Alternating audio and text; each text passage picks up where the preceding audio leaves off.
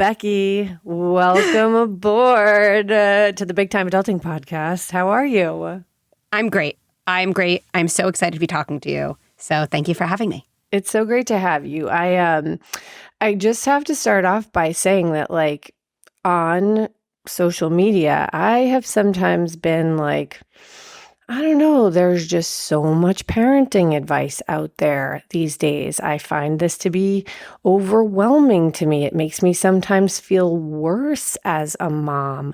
You are this internet sensation revered by celebrities, parents, experts everywhere, and you're just giving advice left and right of ways that are changing lots of people's lives in terms of parenting. I've gotten that feedback before on my messages. She changed our life.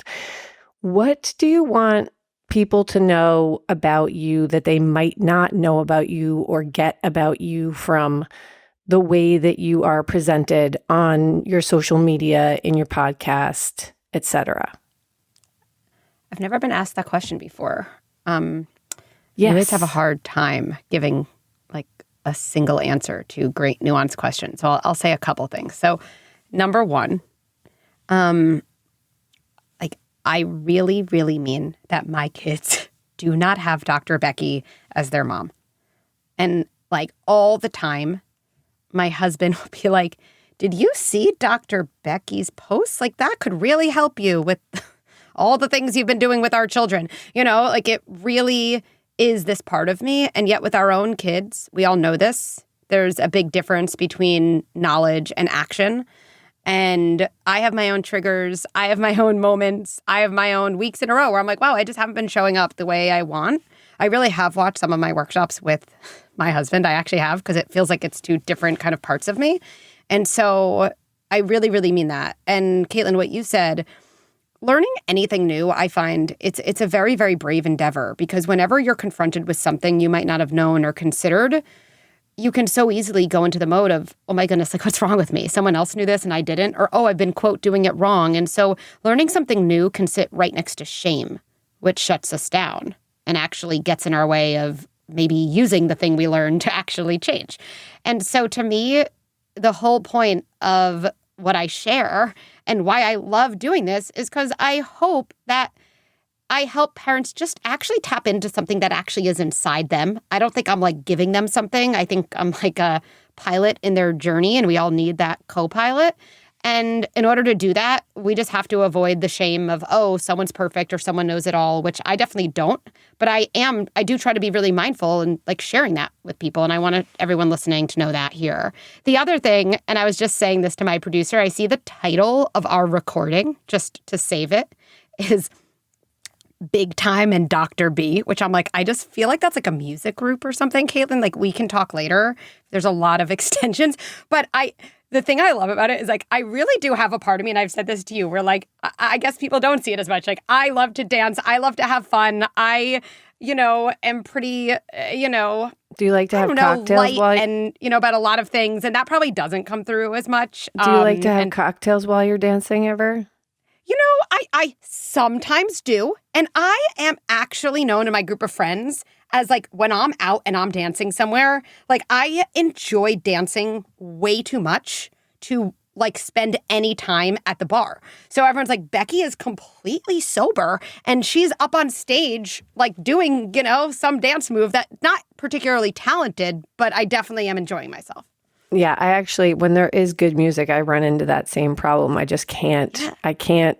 It's a really hard choice we face. Like, do I dance? Do I go to the bar? It's tough. I know. Decisions. Mm-hmm. So getting into the meat of this combo, which is your advice, because I asked my audience what questions they had for you. So I saw a bunch of repeating themes. And number one right now is back to school shit, because we're all in the thick of it. And I think everyone feels like they're going a little crazy right now. I definitely do.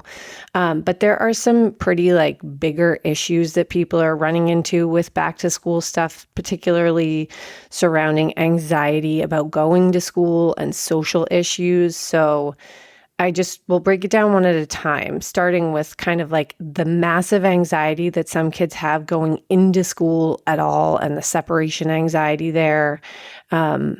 What is typically like the reason behind that you see? And also, what are some tips for parents going through that on a daily basis right now?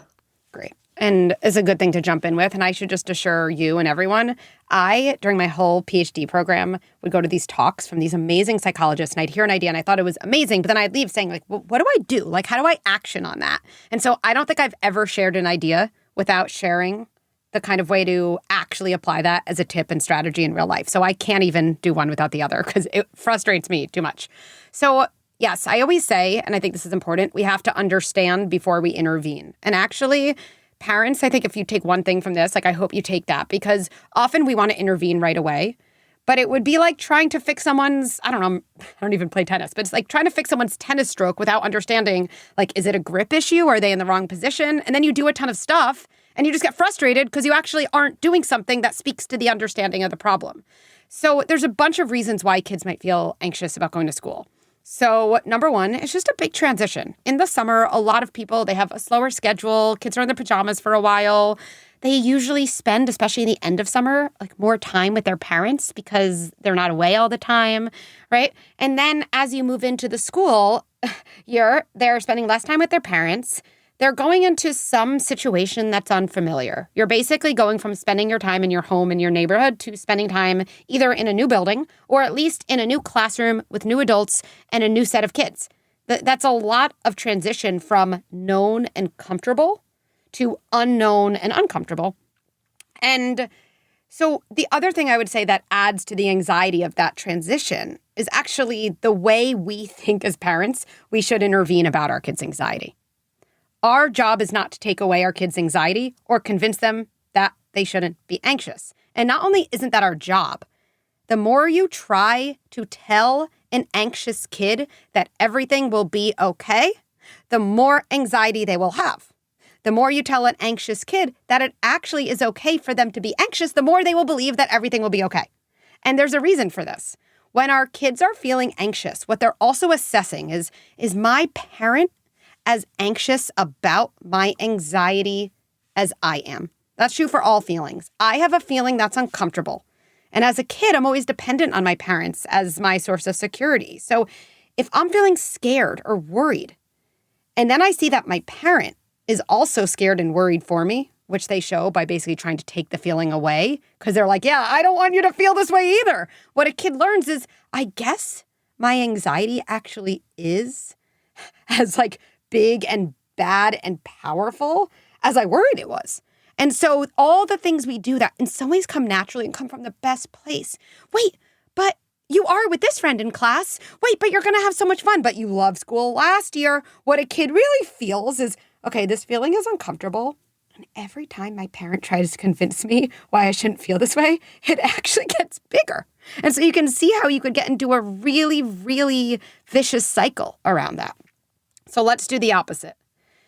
One of my favorite strategies in general, and I like to share strategies with parents that have ultimate bang for your buck, like learn the main ideas and principles, apply it to 20 different things so you don't have to like relearn stuff all the time. And this can be applied to a million things. I call it 1 foot in validation, 1 foot in hope. 2 things at once. What do I mean by that? Validate that your kid is anxious and this is really important, and hold the other side. Not that they shouldn't be anxious, but that you just have hope for them or you see their capability. So I'll give you some examples.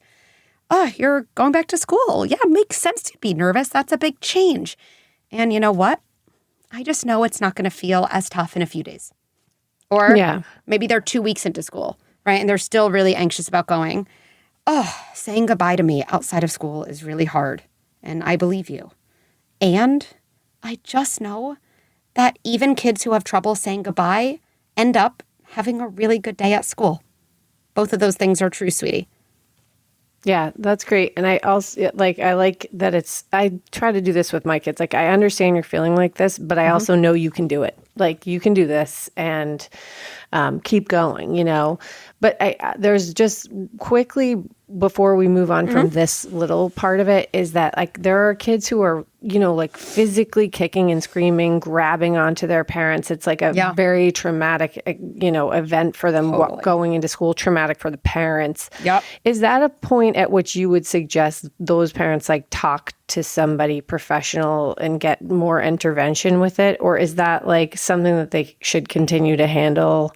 Yeah, my general bar for like even honestly, people say to me all the time, I've been following you on Instagram, but now I'm dealing with this big thing. Is this the time to like join your membership and take a bigger workshop? Or do I, and to me, what I always say to someone is like, we just don't need to feel helpless and overwhelmed as parents anymore. Like, that's basically what parenting has been for us for decades.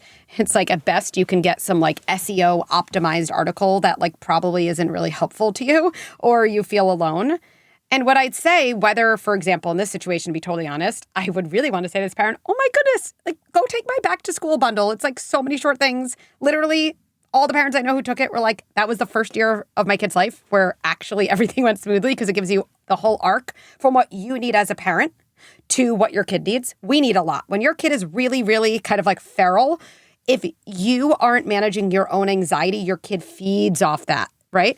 So what I would just say to parents across the board is I would stop asking ourselves, do I need to get professional help now? It's so negative. It's more like, do I feel like I deserve another team member, a kind of more comprehensive approach than like maybe a tip here and there, right? It would be like a surgeon saying like, I don't know, like, do I need to go get, more training, or like, is it okay just to get tips on Instagram? I'm pretty sure we'd be like, yeah, it's not like you need more training, but like you are doing surgery. So like, I feel like it's an important job. Like, you might just want to like give yourself that if this is something you want to keep doing. Yeah. I don't know if you know this about me, but I'm actually a doctor, an internet doctor. I did not know that. Yeah. Where'd you get your degree? Google. Yeah. Oh, yeah. Makes sense. Google gives them out to everybody. WebMD. I've heard the advice there is like very, very holding and specific and Everyone's anxiety reducing. Everyone's dying when you're an internet doctor. I don't even know why we're talking then, Caitlin. We should like go live our last thing in our life, Exactly. Go do that. Yeah. So keeping on the theme of back to school with sort of like I sometimes feel like that's for more like of a little kid, a grade school kid issue, that they have that like kicking and screaming into school situation, and people should check out your back to school bundle. And but beyond that, with older kids, with middle schoolers, high schoolers, and the social issues that cause them a lot of anxiety around going back to school, like what are the ways that we can help them? Because there's not a lot that parents can do about what's being said at school, unless it's like a real bullying situation and you really need to step in. But like, how do we keep ourselves from not getting into a fist fight with the little asshole that's being mean to our kid? How do we handle that? What tools do we give our older kids to deal with these social issues? So an example, like I'm just like my kid comes home and they're like, this kid said something to me at the playground, or this kid won't let me play basketball and said I'm the worst basketball player in the whole grade. Like that kind of situation, or like these just kids aren't inviting me to their that, party. like things like that happen that cause I mean, that's like a middle school thing, or just like girls maybe being left out of a group, stuff like that, or people saying, you suck at basketball. What do you say back? Like, so this is again, I love this topic. Okay. Because I think there's a reframe here that's really powerful, right? In general, as parents, when we ask ourselves questions that feel confusing to answer, when we're like, I don't know, my guidance to parents is not that you're not capable of answering the question, you're asking yourself the wrong question. And so to me, the much more upgraded question here is, am I thinking about protecting my kid in life, or am I thinking more about preparing my kid in life? I think about those two words a lot, protection versus preparation. This is not to say I don't take my kid and I'm like, hey, I'm going to send you to a play date with 4 of the meanest kids in your grade because I just want to I want to prepare you for like all the hard things that are coming in your life. Of course. And there's a time to step in. But here's something I know. When my kid is 20, he is going to be left out of things. When my daughter is 30, she's going to notice people that she likes having lunch without her, right? Like that stuff always happens. And I think as parents, when we see our kid upset, we do from the best place. We have this reaction of like, who did this to you? who did this upset feeling to you? And I want to make sure this doesn't happen, right? Versus, okay, first of all, in this moment, everyone's safe. If it is, this is not an acute emergency. And if I think about, which I do, like, I think the best part of Good Inside approach is that you get actually a ton of short-term wins while you build long-term resilience.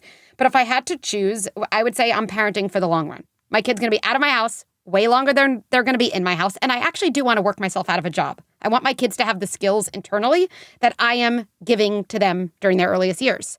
So let's say my son's like, everyone said I can't play basketball. I'm the worst kid. Number one, we want to shift our focus from what do you say back to a kid to what do you say to yourself in that moment. That's actually like a life-changing idea for us too. Instead of what do I say back to someone who said something mean, what do I say to myself to keep those words a little bit out of me, to stay a little bit more grounded? If you ever want to give a zinger back to someone anyway, the only way you'll have the presence to do that is if you've kind of found your groundedness anyway. So that has to happen first. So first of all, what I would say to my kid, when they come home saying anything to me, right? And my kids are 6, like almost 9 and almost 12, right? So I have a range. Whenever my kid reports anything from school that like wasn't great, I really try more than anything else to say this first. I'm so glad you're sharing this with me. Again, like I'm long-term greedy with my kids. And like maybe my son's telling me now about like a basketball situation. Like I know in 10 years, the stakes are going to be higher. And I want him in his body to have encoded his uncomfortable moment with like a safe moment with me where I'm not judgmental, where we're really connected. And just saying to your kid, again, imagine going to your boss and being like, this is really bad. And I kind of don't think I got the raise I deserve. If your boss just started by saying, I'm so glad you came to me with this, we'd be like, oh my God, you're like the best boss ever. But it really is saying, I am a safe person to talk to when you're upset, which is the foundation for everything. So I'd say that first. The second thing I'd say is just some version of like, I believe you. I think those 3 words are words kids need to hear in a million different ways. And if you want words that build kids' confidence, it's not having a zinger back to a bully. It's believing their own experience so they don't spiral or think they're making a big deal out of something or think they have something to prove. Just, I believe you. And then I'd probably say something like that stinks. That sounds like a really hard moment. And in some ways, Caitlin, what I'm doing in that moment when my kid's upset about a social situation is I'm just like sitting in it with them. And when you sit in a moment with your kid, they begin to trust you. They feel less alone. It's feeling alone in distress, not distress itself, that makes us spiral and feel anxious and awful. And actually, the sooner you say to a kid, did you say this back? Or, well, we're not going to invite that kid to your birthday party. Nobody liked him anyway. What you're actually doing is you're actually leaving your kid alone with the feeling they were having in the first place. And when instead you take the opposite approach of like, hey, I'm so glad you shared this with me. I believe you. That sounds like it really stinks. You actually give your kid a little space. They might just say back to you, I know it was hard. Okay, I think I'm going to start my homework. Like you might be like, wow, that actually wasn't the big thing that I had to solve. Or they might share something else. Or maybe then you brainstorm with them what they could do if that happened the next time. But that first part is what kids really need more than anything else. Yeah, I find when my kids talk to me about stuff like that, that I'm like, I reel with anxiety and like pain for them, and it keeps me up at night. But then they're kind of sometimes just okay, and they're just keeping on going. I mean, my kids are still younger, so I'm not talking about, like a 12, a 13, 14, 15-year-olds. I think that sits in them longer. And I feel like, you're right. You just to know that you're there, you can't fix everything for your kids. Like you just can't as much as you want to. But listen, a good zinger here and there. A good zinger is so good. So good. Your kid's got to be equipped with those. But what I'm saying is I want my kid to be successful in delivering it. So the order of operations matters. That's what I'm saying. Absolutely. And I've always we have had a couple of situations like that throughout the years. And one of the things that I say to my kids, if they don't know what to do or how to respond, I always say, try to keep a sense of humor, try to find like maybe what's funny in this situation for you, or that you might be able to make a joke about it. And it's a defense mechanism, but it's a great source of deflection. So it can sometimes work. Well, look, defense mechanisms get a bad rap, but if you think about their origin, they're trying to defend us, right? They're trying to protect us. They're trying to help us. So defense mechanisms can be really positive. We don't want to utilize one at the expense of the others. And some, humor works well for you. It might for one of your kids. It might not for another, right? But certainly that's a tool in our tool belt. Totally.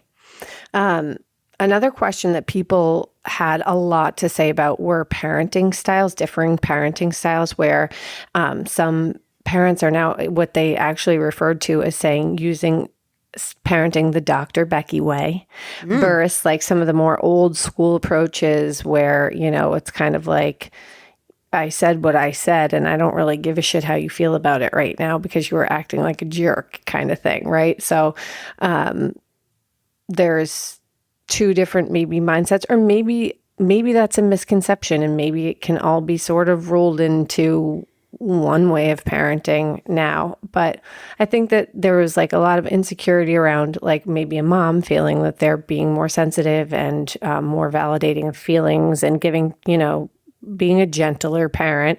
And then maybe a dad still being that old school, more stern, stubborn way, my way or the highway.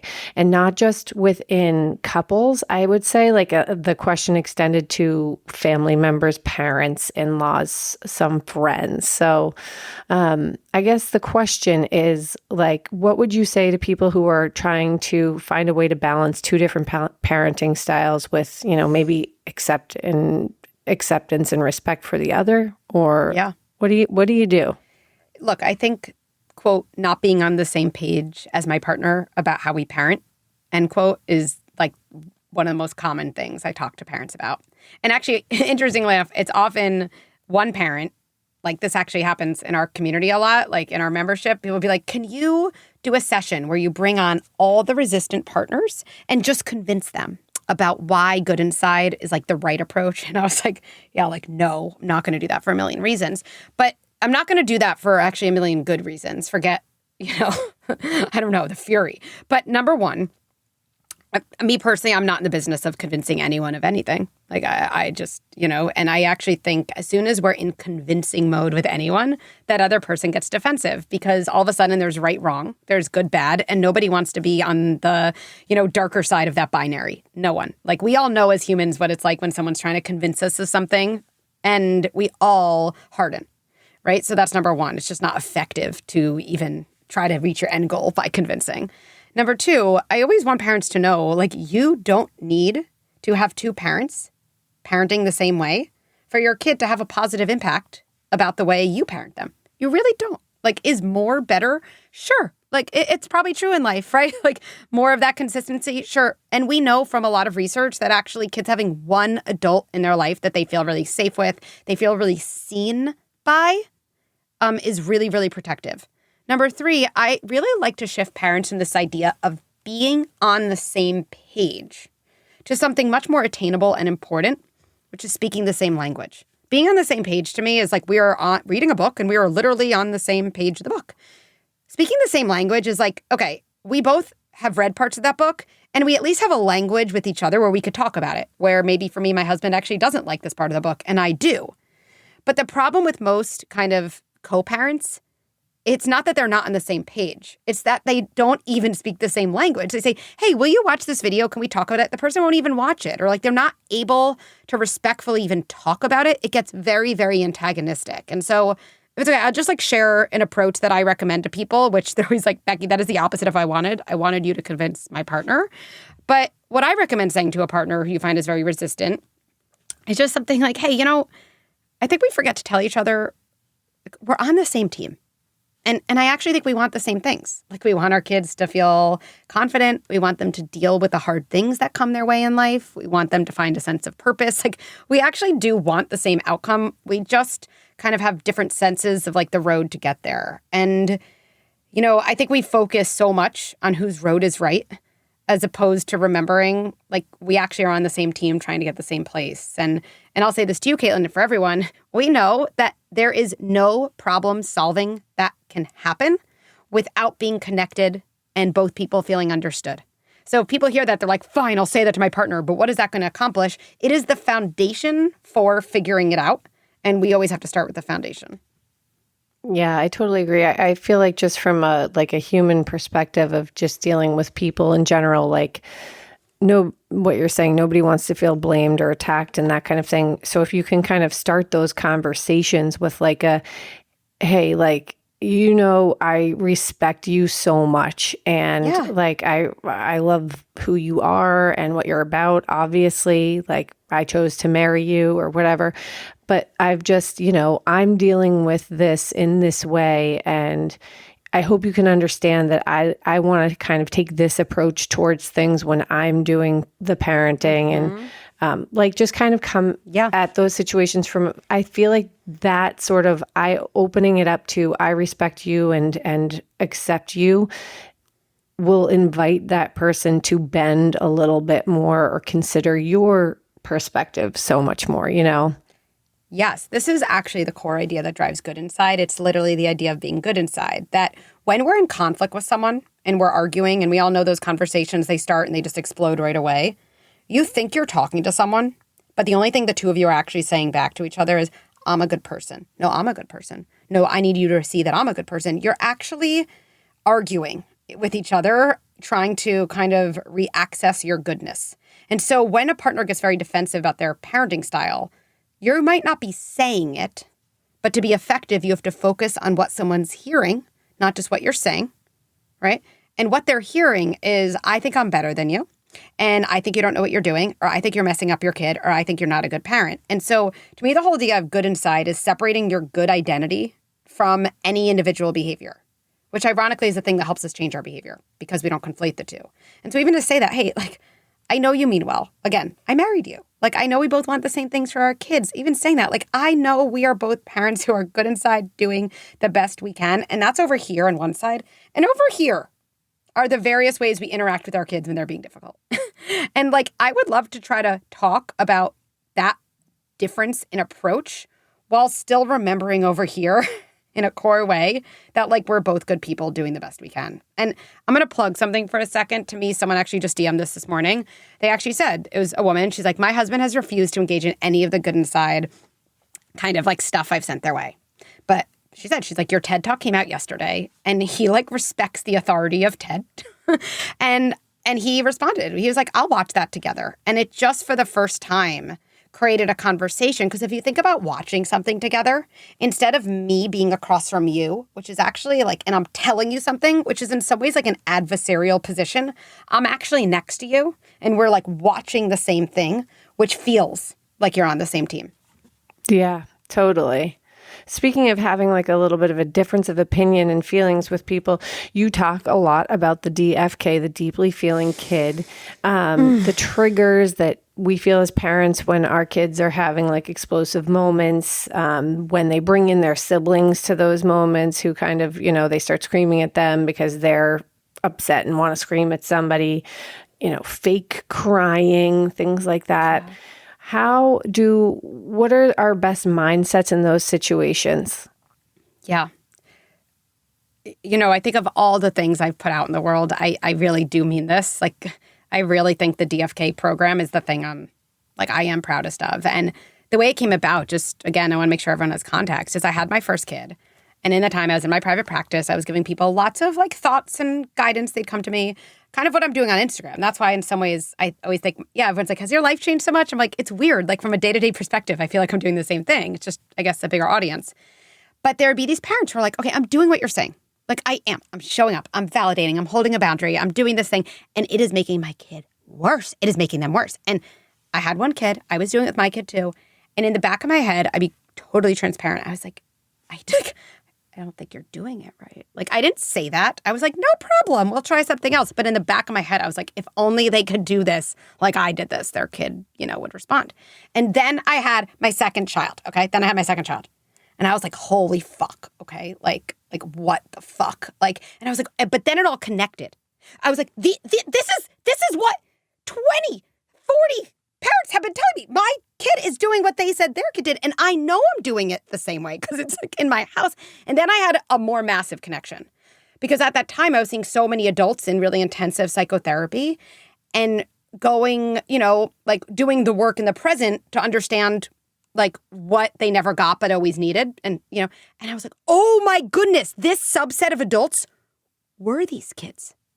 These kids really do have bigger tantrums. They really do have bigger feelings. They really do have bigger reactions. They really are more sensitive in a way. And I'm not using that in a negative way. And so they really do explode. And my vision of this, I was like, there are kids who are more porous to the world. Their pores are bigger. So if you imagine that, more comes in and more flows out. And for those kids, and this is a key understanding I want everyone to know, their vulnerability sits right next to their shame.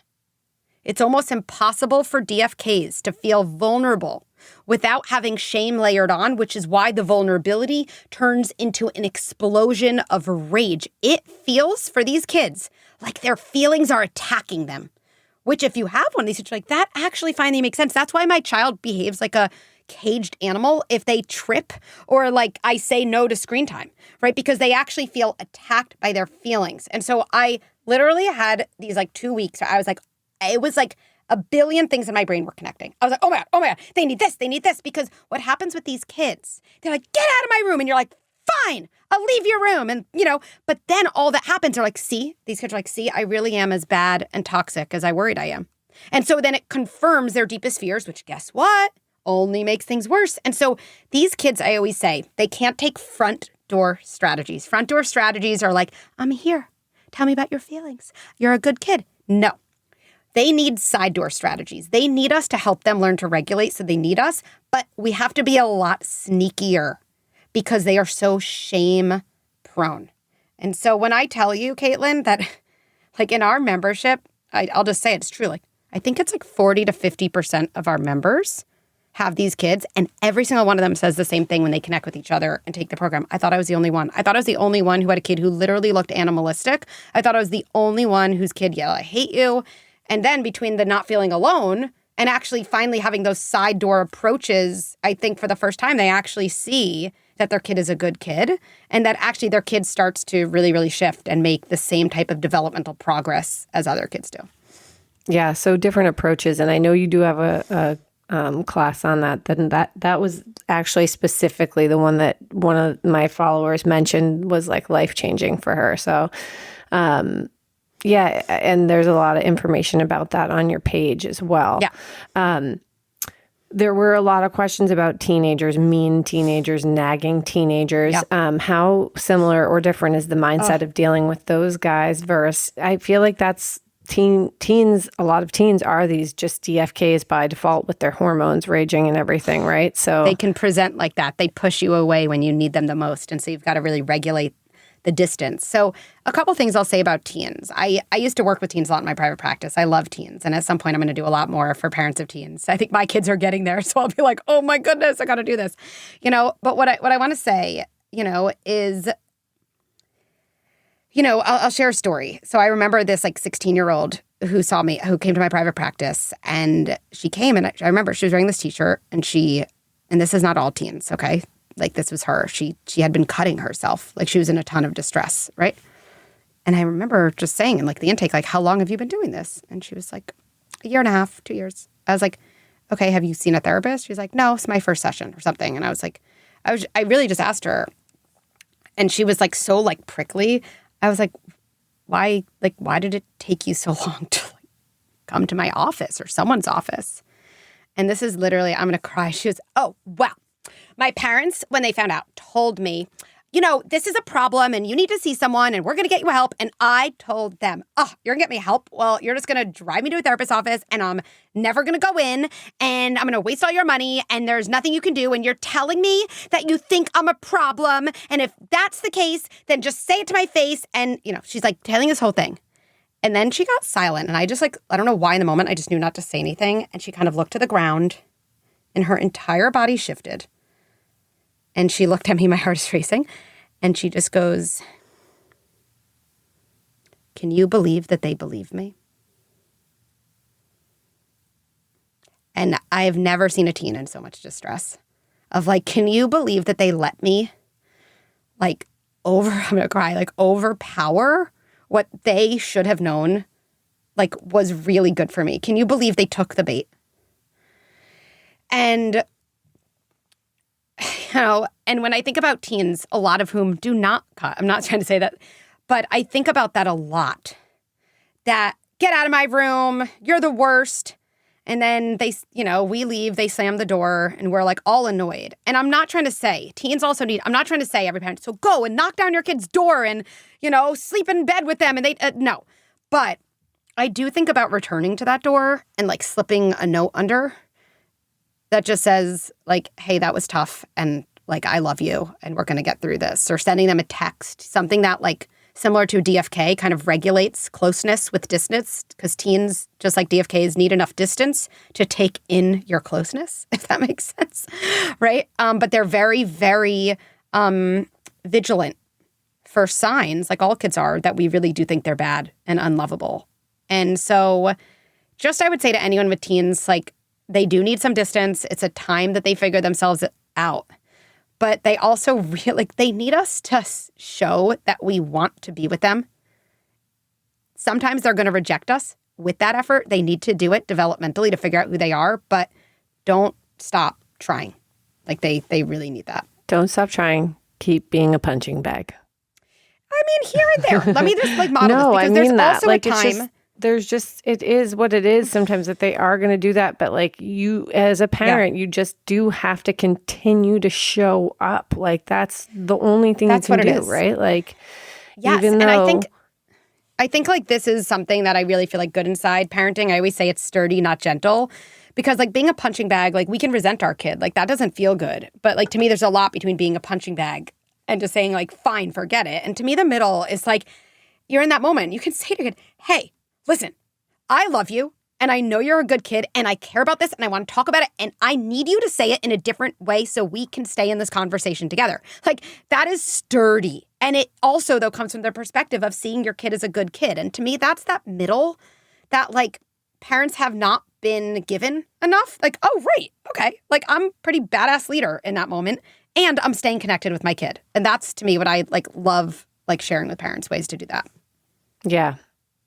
I think it's just like one of those things too. Sometimes there's not always a right answer, but just to continue to come back, like just see it, it's like a coaching moment. It's a constant coaching moment. Like you can do this. Like you have to keep going, right? Yes.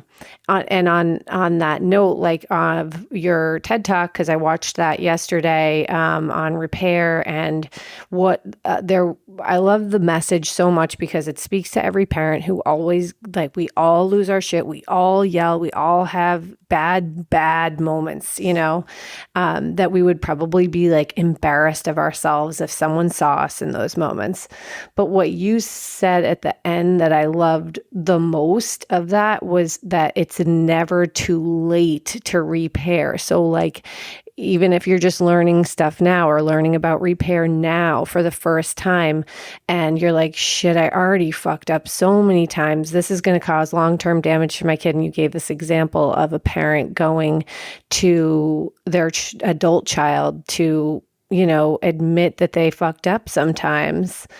And that was just super helpful. I actually went into my daughter's room and I was like, I just want you to know, like, there have been times as a mom that like I've exploded and stuff and I haven't shown like maybe the adult behavior that I should, but those were usually because I was really stressed out,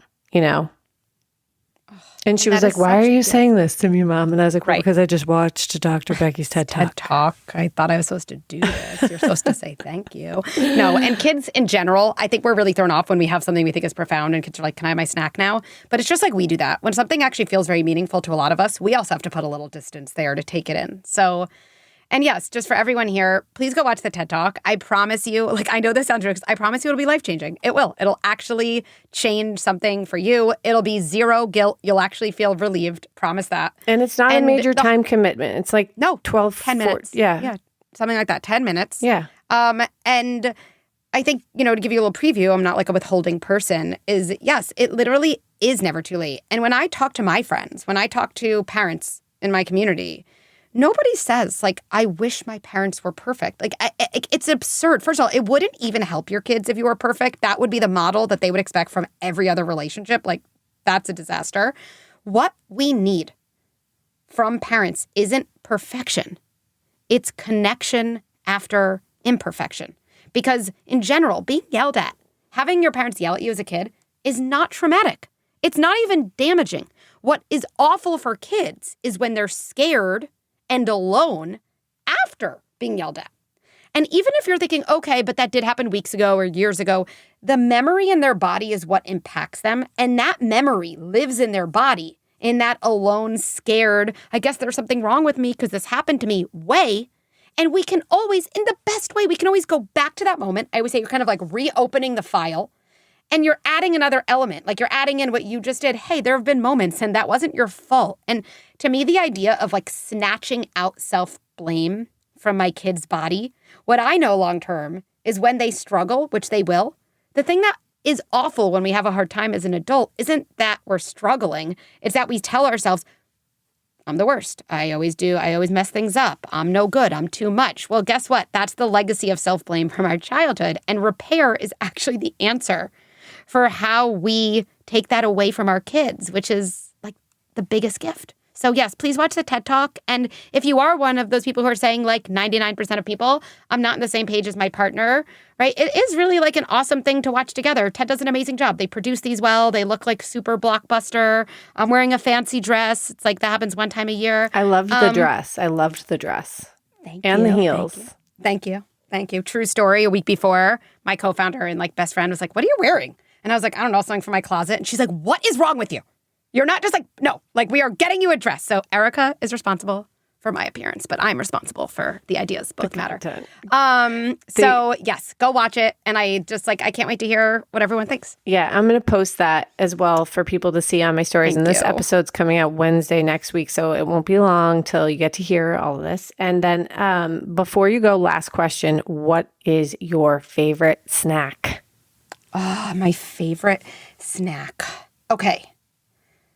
Can I give two? Sure. Can I give three? Sure. Okay. Why not? Now, the truth is one of these might be the most life-changing advice I have about anything. And so get ready. Okay. My favorite like quick grab snack is something new. I found like those Utz pretzel shells, like you bite into them and they're air, but like they're really like delicious forms of pretzels. Very into Utz pretzel. They're like shells. Okay.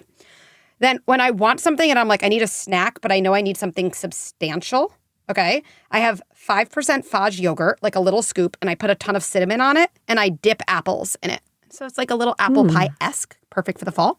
And then my go-to life-changing snack, okay, is you take a date that's hopefully pitted already, but if not, and you cut it in half lengthwise and you take a bunch of them. Okay. So they're boats and you fill them with, you have like hopefully parchment paper or something. It takes a little bit of time, but I promise it's worth it. Okay. You fill it with peanut butter. And then like 3 mini chocolate chips, and you put the whole tray of them in the freezer. And I swear to you, Caitlin, okay, if you're going to post anything, post this.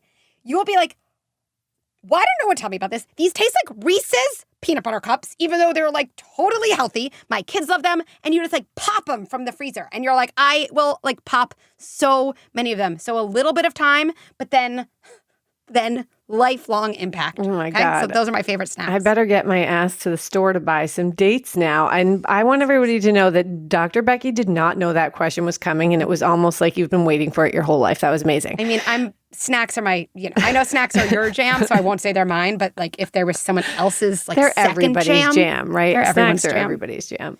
It's They're not, everyone's I don't jam. own that.